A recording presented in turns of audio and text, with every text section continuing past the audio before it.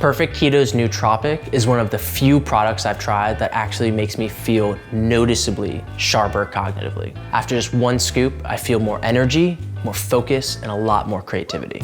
What makes Perfect Keto Nootropic unique is that it has ingredients that supports short-term cognitive performance as well as long-term brain health. I use the nootropics in a few different ways. In the morning, I like to mix in some decaf to make a really nice spicy mocha. If I have a little bit more time, I like to blend in some unsweetened almond milk, some ice, and avocado for an incredibly tasty smoothie. If I'm in a real hurry, I'll just add it to some water, throw it in a shaker bottle, and I'm good to go.